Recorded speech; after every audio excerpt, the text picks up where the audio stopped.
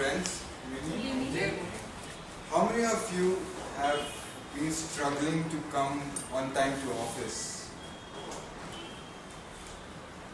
And the reasons being traffic, mainly because traffic. I would like to tell you a small incident that happened to me not so long time back. I had this one very important meeting on a Sunday. So I got up. I didn't know the venue. It was somewhere probably 45 minutes drive from my place. So I got up as usual on a Sunday morning, planned my day, thought okay fine, it will take me 45 minutes to reach that place. I have enough time. I didn't know the venue place, I didn't know the location exactly, but I knew the area. So I leave maybe 10 minutes early, ask it on the way. Everything was going as planned. It was like I was in control. Somehow, I left 15 minutes late than what I had decided. So I got on my bike, started it, reached the first signal. It was red. I was like, okay, let's see what happens. It's a Sunday, I won't have traffic, so no problem. But my heartbeat and my blood pressure started rising.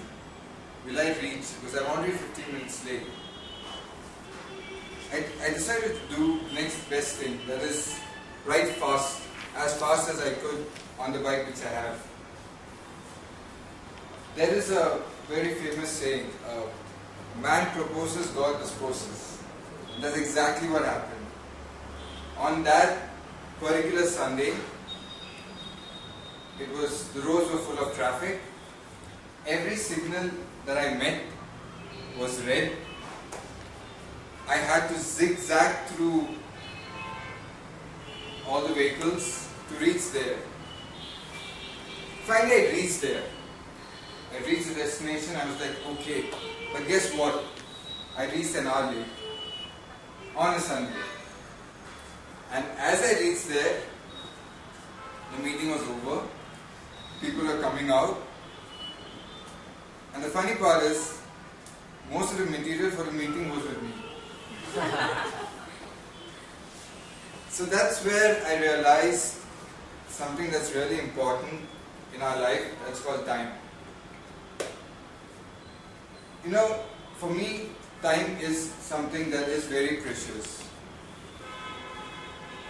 To manage time is one of the best skills a person can possess.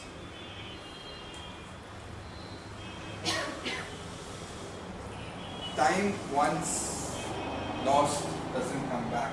We've heard that saying a lot of times. Like that, there's another saying, time and tide waits for no man. And I think everyone will agree on that.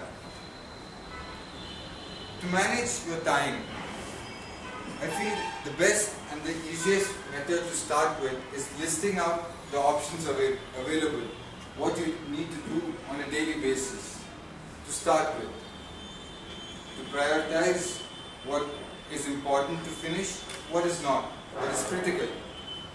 I think in the corporate field we call it red flag, yellow flag, green, where you take the red, the most important, yellow, which is you can probably postpone to the next, and the green, which maybe another day or so. I remember when I was working in another organization, I had this one particular person who used to come to office on time, but he never used to be in his seat after 1 hour. In the sense, he used to come into his office, first 45 minutes he used to make sure that he spoke to everyone he met on the floor. He did that. During his coffee breaks, he took around 25-30 minutes coffee breaks, which were around 2 or 3 times a day. And sharp 6:30, he's out of the office. Without fail. He was very, I would say, precise on that when he had to leave the office. But eventually what happened, what I learned from him is, he had this task which was piled up and he missed very important tasks. For me, and in my opinion, time management is something that has to be taught from childhood, from school days, which is rarely stressed upon. There's this one story that I heard from people, from one of my friends actually. The Japanese are a stickler for time. They're very precise. They take time very seriously. In Japan, if you reach for an event 10 minutes early, you're late. Actually. So there was a group of these Japanese management that came down to a manufacturing plant in India. They didn't anticipate the traffic here, but somehow from their hotel, they reached the plant.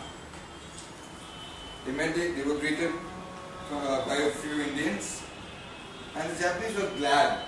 They just told Indians that, thank God, we are JIT. JIT. So the Indians were like shocked. They were like, okay, is this a new technology? Is this a new word? We need to know what it is. They checked the dictionaries, they couldn't find it. So one of the Indians, he went up to the Japanese and he asked them, "Sir, what is JIT?" So Japanese is like, the Japs were like, "It's just in time." Okay, so this guy was like, "Oh wow, that's a nice thing." He comes back to his friends, his colleagues, and they are all curious to know what that new word is. What is JIT? They are all damn curious.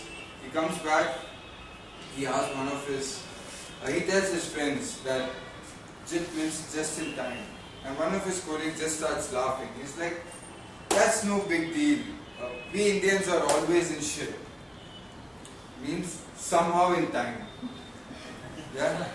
So, change to become good managers of time.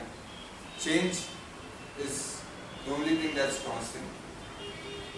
By managing your time, you'll be able to adapt to the changing circumstances. Thank you.